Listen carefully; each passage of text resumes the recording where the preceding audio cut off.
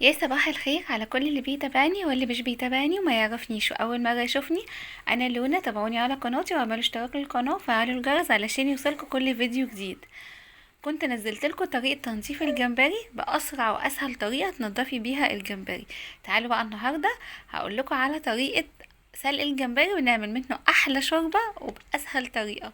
يلا بينا. وهنا انا هعيدها معاكم تاني للناس اللي ما شافتهاش علشان نبتدي كده. بداية من اول ما بنجيب الجمبري وبنغسله. اول حاجة بنغسله بمية كتير قوي لحد ما تبقى المية صافية بتاعته، وبعدين نحط شوية ملح حلوين كده ونشطفه كويس قوي. نيجي هنا طبعا احنا هنسلق الجمبري. علشان يتسلق مش بنقشر الجمبري، بنسيبه زي ما هو زي ما هو بالقشر بتاعه براسه بكل حاجة.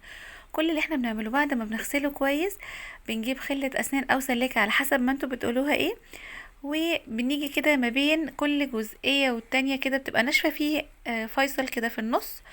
بندخل خلة الاسنان كده من الجزء ده، وبنطلع الحبل الرملي اللي في ظهره وبنشده بالراحة خالص علشان يتشد كامل وما يتقطعش. وبكده نكون نضفنا الجمبري ومش هيقرقش معانا وزي الفل. نيجي بقى كده نجيب حلة على النار بدون اي اضافات، حلة بس بننزل بيها بالجمبري كده، وبنسيبه دقيقتين لحد ما هياخد لون. وطبعا قلبي كده في الحلة. اول ما ياخد اللون الاورنج القمر ده بننزل ببصلاية زي ما هي، وبكام فص توم، 3 4 فصوص توم كده، وبننزل بيهم عليهم وبنقلبهم بالشكل ده. وهنا هتشمي ريحة تحفة القمر.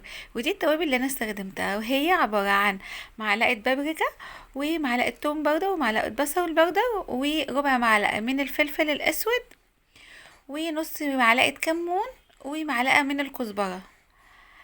وبنزل بقى بيهم كده على الجمبري، وبعدين بقوم نازلة بكوباية كبيرة من المية وبغطي كده عليه 10 دقايق وبيكون استوى وما تطوليش، لان لو قعد اكتر الجمبري بيشد ومش بيستوي بس، لا هيشد معاكي وهو بيتاكل. فطبعا عشان ما يحصلش كده بنسيبه 10 دقايق بس وبنطفي عليه.